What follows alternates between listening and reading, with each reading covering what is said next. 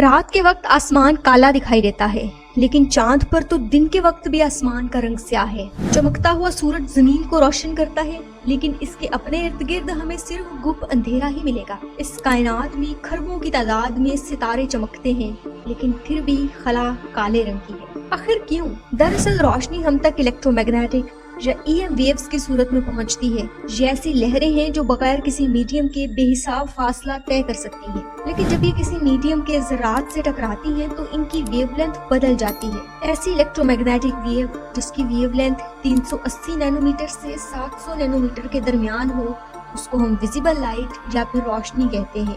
अगर EM wave की wavelength इससे कम या इससे ज्यादा हो तो हम इसे देख नहीं सकते, और ये EM वेव्स बड़ी खामोशी के साथ बगैर दिखाई दिए कायनात में सफर करती रहती है। लेकिन जैसे ही कोई चीज इनके रास्ते में आए, ये अपनी वेवलेंथ बदल देती है और उसे रोशन कर देती है।